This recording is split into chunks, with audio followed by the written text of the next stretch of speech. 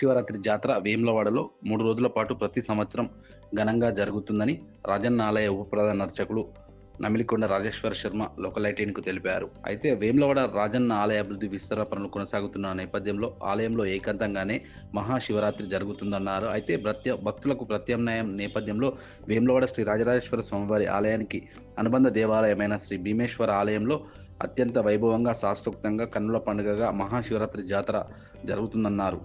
అయితే మహాశివరాత్రి పర్వదినం నేపథ్యంలో ఇంట్లో కానీ శివాలయంలో కానీ దీపాలు వెలిగించి జాగరణ చేసి ఉపవాసం ఉండడం ద్వారా సకల శుభాలు కలుగుతాయని, అయితే ద్వీపం జ్యోతి అనగా జ్ఞానమని, మన జ్ఞానాన్ని పెంపొందించి అజ్ఞానాన్ని వీడడం కోసం ఈ మహాశివరాత్రి జాతర నేపథ్యంలో శివునికి అత్యంత ప్రీతికరమైన బిల్వార్చన అభిషేక పూజా కార్యక్రమాలు చేయడం ద్వారా కూడా సకల శుభాలు కలుగుతాయి, కోరిన కోరికలు నెరవేరుతాయని చెప్తున్నారు.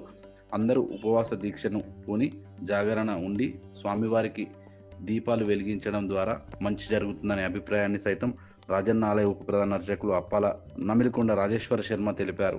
ప్రాతకాలే శివం దృష్ట్వా నిశీ పాపం వినశ్యతి ఆ జన్మకృత మాధ్యాన్నే సాయాన్నే సప్త జన్మసు అని చెప్పి మనకు మార్కండేయ పురాణంలో చెప్పబడ్డది. కనుక జన్మకొక్క శివరాత్రి అని చెప్పి మనం అనుకుంటుంటాం.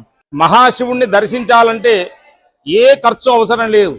ఆ శివాలయంలోకి వెళ్ళి ఆ పంచాక్షరి మంత్ర జపాన్ని జరిపినా గాని, లేదా ఏకబిల్వం గాని, త్రిబిల్వం గాని, పంచబిల్వం గాని, మహాబిల్వం గాని చెంబడి నీళ్లు పోస్తే హరహర అని మా చెంబడి నీళ్లు పోస్తే స్వామివారు సంతోషిస్తారు. అయితే వచ్చేటువంటి భక్తులు కూడా ఉపవాసం అంటారు. ఉపవాసం అంటే ఉపహ అంటే దగ్గర, సమీపంగా, సేవించడం అంటే ఉపవాసం అంటే సేవించడం.